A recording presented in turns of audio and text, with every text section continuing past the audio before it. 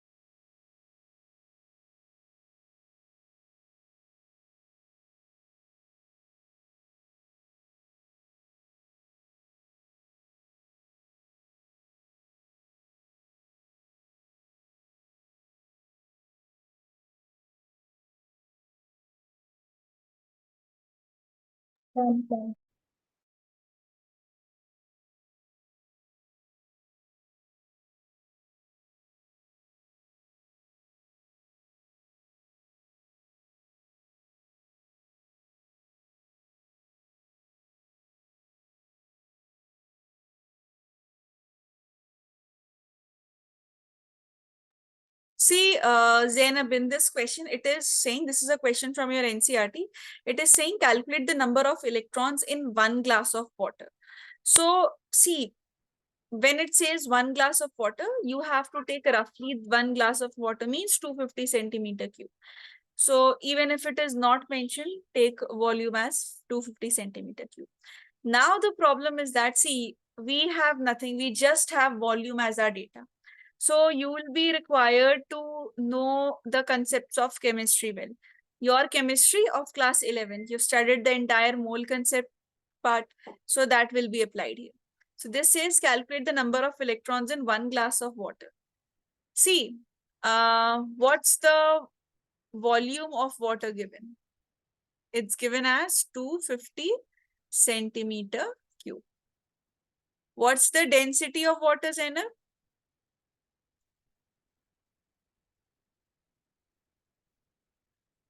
Density of water.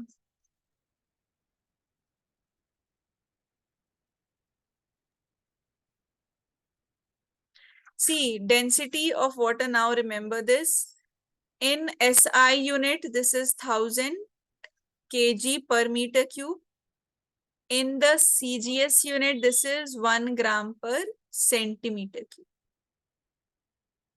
This is the unit of water. So right now we require the CGS unit. So I'm going to put this as 1 gram per centimeter cube. Now we have volume, we have density. We can calculate the mass of water. So see, you know, mass, when you have the formula of density, what's the formula of density? Mass by volume. Mass by volume. So density is mass by volume. It means we can say mass is going to be density multiplied to volume. So what's the density? See, what's the density here? It's just 1. Volume is 250 centimeter cube. So when you multiply, you get the mass as 250 gram. Now, why was this needed? See, you want to calculate the number of electrons and you have a chemicals compound with you. You have water with you. H2O is there in front of you. So that's why I was saying you have to relate it with your chemistry of class 11. Now, we have the mass. How do we calculate the number of moles, if you can remember? Yes, Jesleen, you've joined very late today.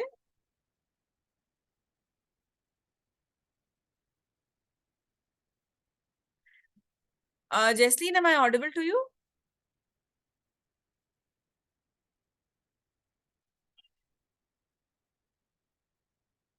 Okay.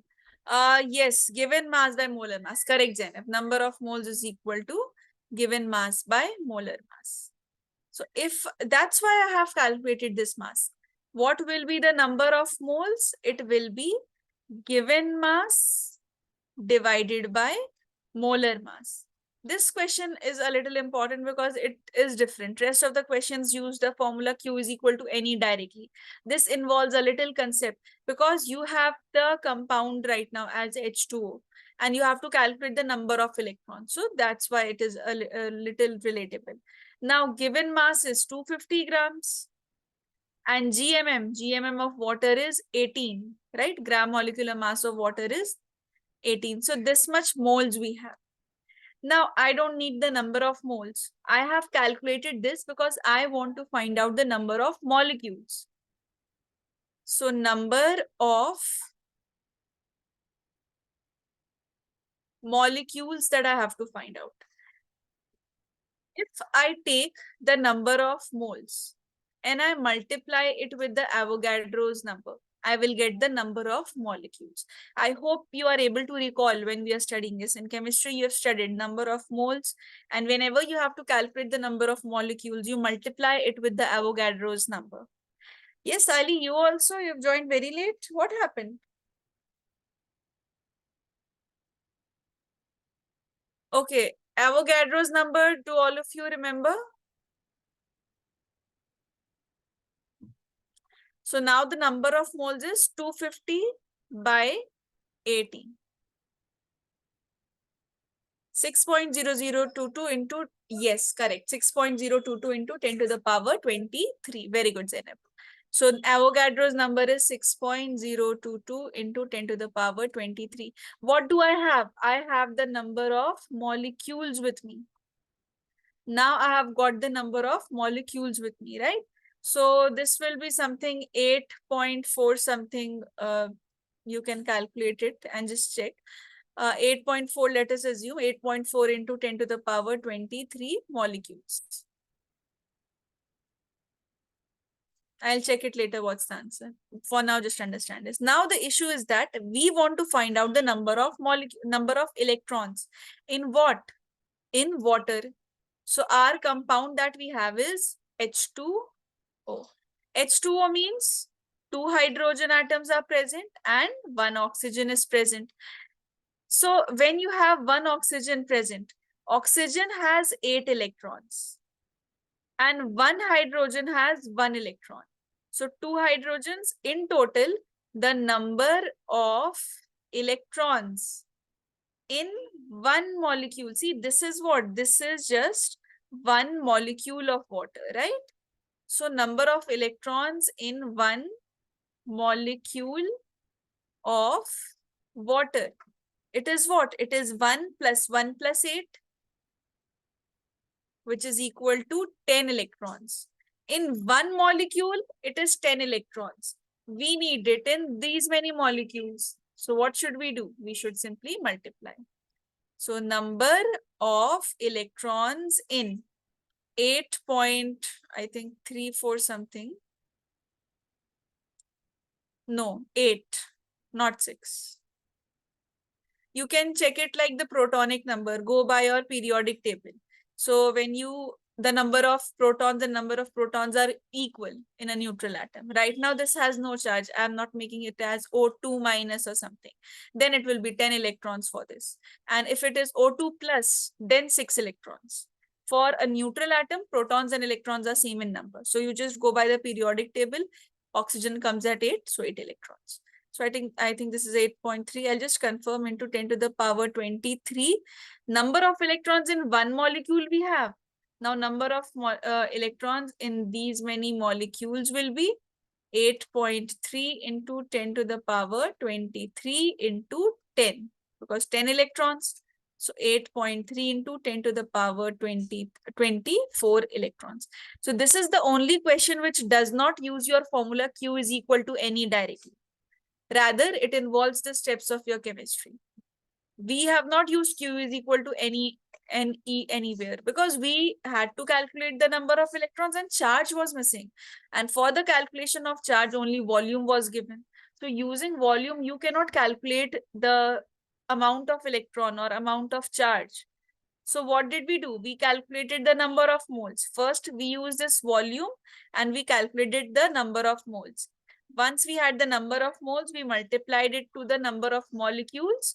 So we know now this much molecules are needed. And we know in 1 molecule of water, 10 electrons are present. So in this much amount of molecules, these many electrons will be present. Got it to all of you? Is it clear? Yes. Ali and Jesleen, you note down this question quickly. Then you can write the other portion. Just write it. Both of you text me done because you've joined late. We did this question. In this question, basically 1 coulomb of charge was already present. These many electrons have entered. We had to calculate the net charge. So first we calculated what is the charge that is entering using the formula of quantization. Q is equal to NE. We got minus 0.8 coulombs of charge has entered. So we took the net charge by subtracting it, basically adding, but this is negative. So answer was 0.2.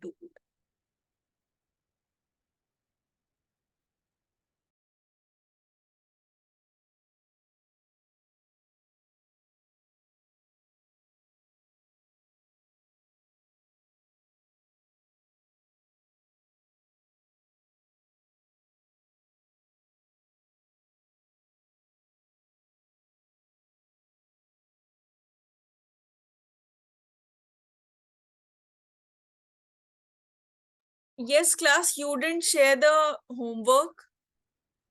I had given you the questions on friction, conduction, induction. You have not attempted it. I have not received the homework. Did any one of you send it?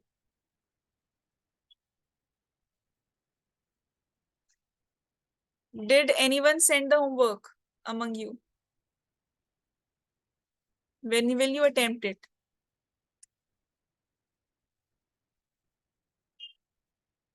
Share it then, because in today's class also you will receive the homework.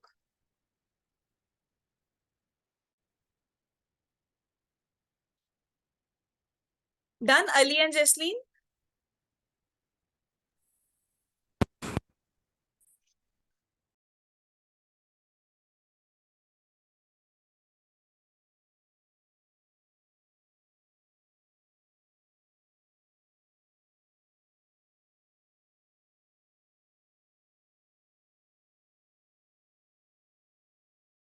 Please write. Then I'll start with Coulomb's law.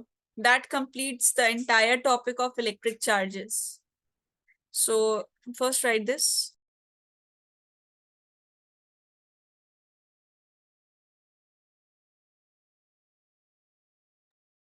Up means just into the previous question.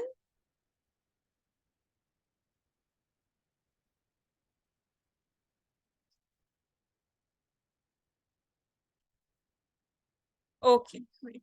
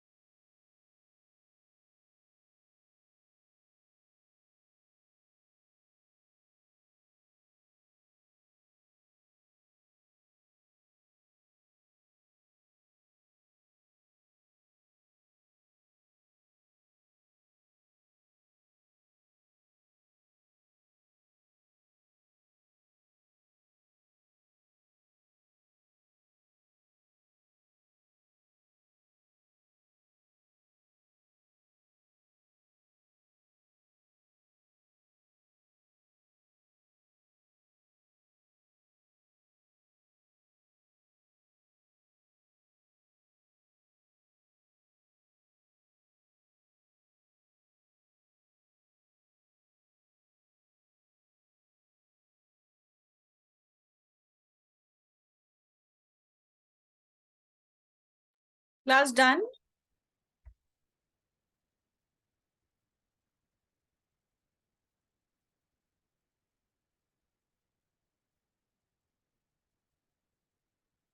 See, now in the next class, the next class we is on Thursday. So on Thursday, 2 homeworks have to be submitted before the class because I need to discuss those questions. Many questions are there from your board exams only. Some of them are from your NCRTs. So the question, see, every question cannot be discussed in the class. So those questions are given as homework. So at least attempt it so that we can discuss it.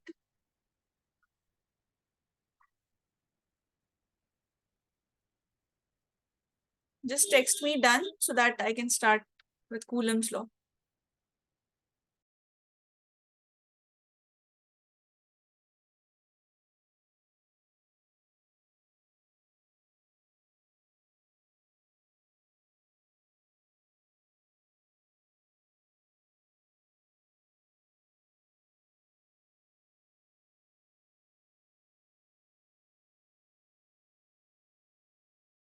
All of you have completed?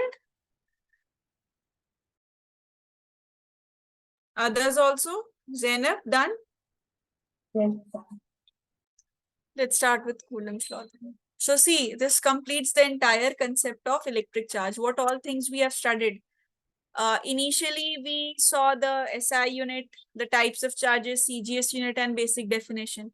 Then we saw what's the minimum amount of charge that is required or that is present in a single electron or a proton. Then we saw it's the transfer of electrons that make the body either as positively charged or negatively charged. And we saw if the positive and negative charges are equal in number, the body is considered as a neutral body. After that, we saw that there are 3 methods of charging. One was charging by friction, where two bodies are rubbed against each other, and the work done facilitates the transfer of valence electron to the other atom. Second, we saw was charging by conduction, where you do not rub the two bodies against each other, but you just place them in contact. And when the bodies are identical, the charge distribution is also equal, identical. Then third, we saw charging by induction, where without touching the body, you can make the body completely positively charged or negatively charged using the help of earthing. And it's the process of temporary electrification of charges, where a body was neutral, you have put negative or positive charges. So these were the things we discussed. Then we came to the properties of charges. In properties, what did we see? 4 properties were there. Charges can be added because they are scalar quantities. Invariance of charges. Charges do not depend on speed the way the masses depend on speed. That's the differentiating point of masses and charges also. And then the third was conservation of charges. That charges can neither be created nor be destroyed. They are just shifted, transferred from one atom to another, and the whole mechanism we have seen. Last was the quantization of charges. The charges are integral multiple of 1.6 into 10 to the power minus 19. So the first formula also was Q is equal to N. First, tell me, before starting with Coulomb's law, any doubt in the whole part that I just said? Okay, Zainab, Jesleen, clear to both of you? All right. Okay, let's start with Coulomb's law. See, I told you in the first class that electric charges are the ones which give rise to electric forces and all. So force, you already know. We need not study force. In the class 11th, laws of motion, we have given a lot of time to study these electric forces only, right? So we know what are forces, not the electric forces, but we know what are forces, how the force acts, and everything, and the detailing about the forces we have studied, Newton's laws and everything we saw. Now, when it comes to two charges and when it comes to electric forces, how to calculate the magnitude, like if two charges are present, what will be the force between them? That is given by the Coulomb's law. It will just tell you how much force is present between two charges. So of course, for force, one charge is not enough. You need two charges minimum. These two charges will be exerting forces on each other. And that value of force is given by Coulomb's law. What does Coulomb's law say? See, 2 points are there. One is, let's say there are two charges. This is charge 1, Q1. This is charge Q2.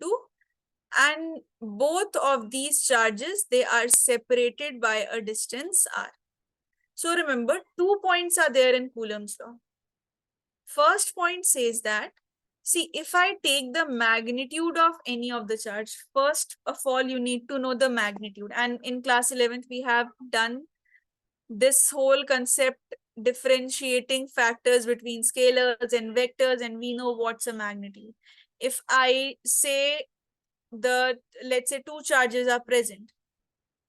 This charge is minus 4 Coulomb, this charge is plus 3 Coulomb. Zainab, you tell me what is the magnitude of this charge at A point? Magnitude of A?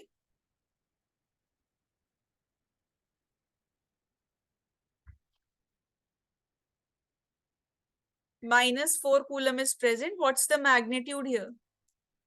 Could you repeat the question?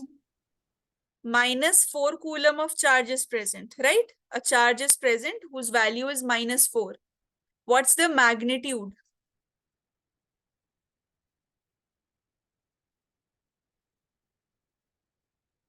Jesleen?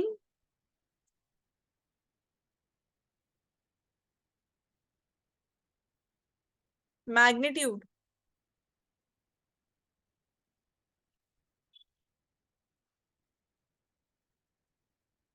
Not minus. See, yes, Ali is right. Only 4. When you write a vector quantity or a scalar quantity, see, if I am writing anything like if I'm saying velocity is minus 3 meter per second, we did this in class 11 so many times. V is the physical quantity, it's the velocity. Minus sign is telling the direction. Meter per second is the unit. This number 3 without any sign is called the magnitude. Whether it's a scalar quantity, it's a vector quantity, just the number without any signs. You don't have to consider the signs. Zainab, did you understand? Yes. So when we have minus 4 Coulomb plus 3 Coulomb, these charges are present. We are going to first of all take the magnitude of all the charges. If it's minus 4, I'm going to take this as 4. If it's plus 3, I'm just going to take it as 3. Plus, minus, you don't care. Just take the number. That is the numerical value. Okay. So once we have the number, what we are going to do, I have 4, I have 3, multiply them. What will I get? I'm getting 12. So the first point says that the electric force is directly proportional to the product of magnitude of the charges. Means product, you're multiplying. Product of what? Product of magnitude of these charges. So whatever is the number, you take the product. Product means Q1 into Q2 with a modulus. Q1 multiplied to Q2 with a modulus in it. Q1 multiplied to Q2. That's it. That's what you have to remember. Got this? Product of magnitude. Don't consider, like we could have taken this as minus 12. That is the first point. Second point says that this separation between the charges which is present, let's say this is R. So Coulomb's law says that, yes, it is related. I'll tell you. Wait, Zainab. So this is saying it follows inverse proportionality. Means it is inversely proportional, not to just the distance, but to the square of the distance. It is not inversely proportional to R. It is inversely proportional to square of the distance between. So 2 points. Electric force is directly proportional to product of magnitude of the charges and inversely proportional to square of the separation between the charges. Now your question, Zainab, see, this is very related to your gravitational force. The way we studied Newton's law of gravitation, and we had a gravitational force, if you remember, F is equal to G m1 m2 divided by R square. So similarly here also, when you combine all of these things, F is directly proportional to Q1, Q2 divided by R square. You remove the proportionality sign, you get K, Q1, Q2 by R square. So you had gravitational force as G, M1, M2 by R square. there are differences, like the constants are different, charges are present instead of masses, and that's a universal law. This is not a universal law. This is a major difference.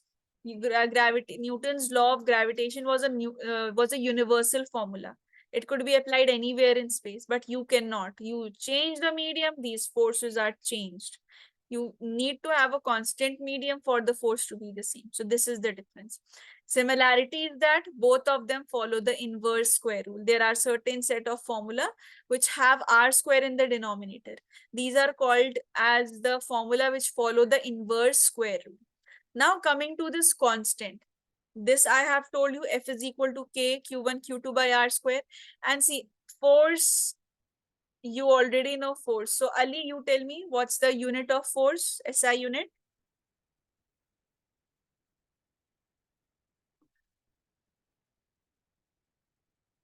Yes, Zainab, right? Correct, Ali. Newton. So Newton is the SI unit. When you're talking about the CGS unit, you can use dyne. Okay. So that's what exactly is Coulomb's law. That's it. But the detailings are a lot. We come to this. What is this K? What is this K? So this K is basically called as a dielectric constant. We'll see it later. I have made a separate heading for that. So we'll see this in detail. But right now, just understand one quantity. The formula of K is 1 divided by 1 over 4 into pi into epsilon naught. Now, we can understand K when we understand what is this epsilon naught. So this epsilon naught is called the permittivity. Permittivity of a medium. Now, what is this? See, as I was telling, when Zainab asked me the differences also, when you have two charges present, I have these two charges in air, I have got a value of force. I take these two charges and I put them into water. My force will be different. Same charges with the same separation, force will be different. I take those two charges, I put them in oil. Force will be different despite having the same separation, same charges. You take them, put the charges in glass. Force will be different. Your force is depending on one quantity, that is epsilon naught, that is the permittivity. Your force is depending on epsilon. Now, what is this? See, oh, and one more thing, what will our formula be? Coulomb's law's formula will be F is equal to 1 over 4 pi epsilon naught Q1 into Q2 divided by R square. This will be the complete formula of your Coulomb's law. So I think before I go into the details of this, till here you write it, then I'll talk in detail about permittivity and dielectric constant, because still Coulomb's law you will be able to understand. It's a formula based thing and you've already studied gravitation. From here, your class 12th portion will be emphasizing. So write it till here. And if you have anything to ask, please clarify. I'll not give you questions on Coulomb's law today because you already have pending assignments. So today's assignment will be from your properties of charges, quantization of charges.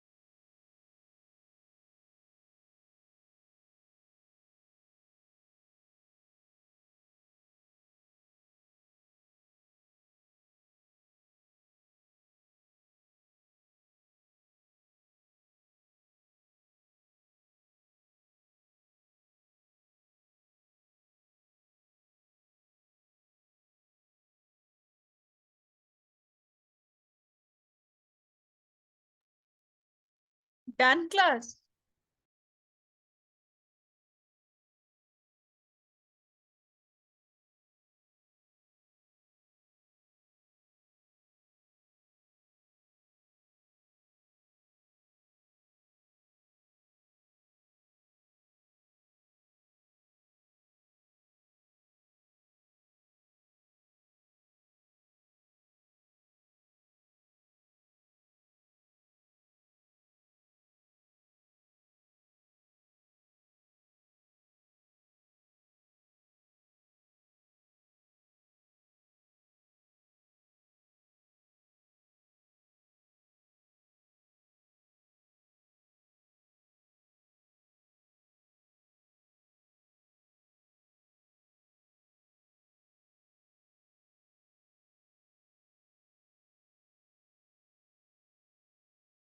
Yes, then that part I'm explaining regarding permittivity.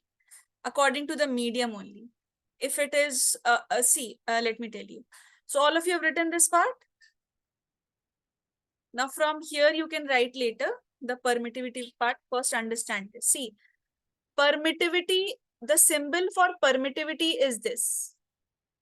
This symbol, this means this is pronounced as epsilon. Okay, this is what is meant by the permittivity. Now permittivity means what? See, permittivity means that it is coming in the denominator of the formula. You can see F is equal to 1 over 4 pi epsilon naught Q1 Q2 by R square. Means this permittivity is inversely proportional to force. If I increase the permittivity, the value of force decreases. If I decrease permittivity, the force increases. The name permittivity means that permittivity, this symbol, permittivity of a medium, this allows the force to modify, increase or decrease. That's why it has the name permittivity. It is permitting the force to change according to the medium. Now how? Like if I put this not, this O in the subscript, not is always represented for air if you have to differentiate anything. So epsilon not means the permittivity's value for air. Now see, air is the common medium, most common medium is air. So this value, see, all these values are calculated experimentally.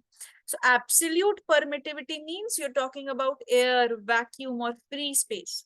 And this value is 8.85 into 10 to the power minus 12 Coulomb square per Newton meter square. Now all of you have to remember this value of permittivity. The way you remember the value, see what all things you need to remember by now. Electronic charge and second is epsilon.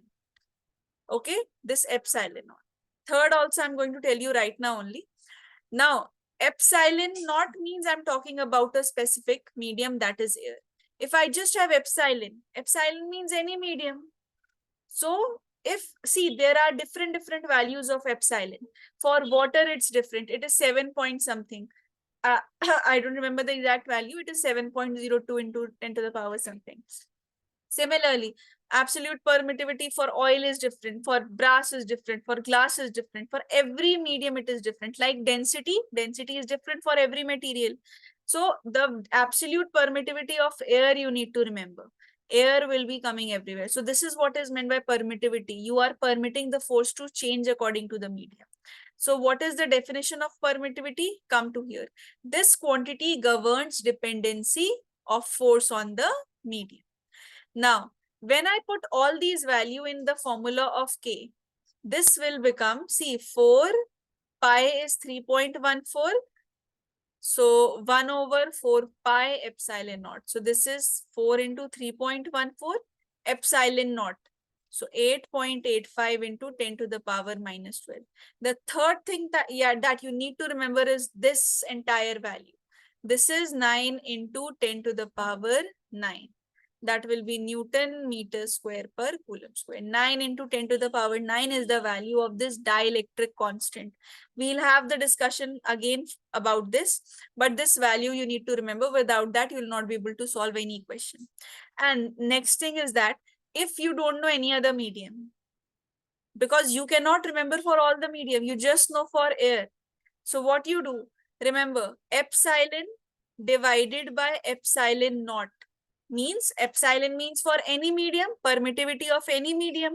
Epsilon naught means absolute permittivity, means absolute permittivity of what? Air. Medium divided by this air. This is called as epsilon r, which means relative permittivity. If you remember in fluids, we have done sort of thing, specific density. Remember where we used to compare the density of any material with density of water, and we used to say this is relative density, that is absolute density. Remember or not? So we have done this in fluids, if you remember, when we were discussing the YouTube problems. So this is relative permittivity. Relative permittivity means for any other, when you are comparing the permittivity of a medium with air, okay, this is equal to K also, your dielectric constant. So if you have any formula where epsilon is given, you can simply multiply your epsilon of that medium with epsilon naught into K. You can replace epsilon with K into epsilon naught. K you already know, epsilon you already know. So what will your new force become? If a force is there with the formula Q1 Q2 divided by 4 pi epsilon r square, and you don't know this epsilon because you don't remember the value, you just know this value. So what you can do, you can use Q1 Q2 divided by 4 pi K times epsilon naught r square. Did you get this till here? Till here, is it clear? Yes, ma'am. And what about Jesleen? Jesleen, your understanding?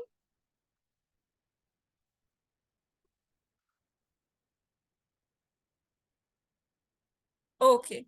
Write down this part also. On Thursday, I'll discuss this because this is, see, this part is the differentiating factor for your marks. Here, we will discuss this again, this dielectric constant epsilon naught.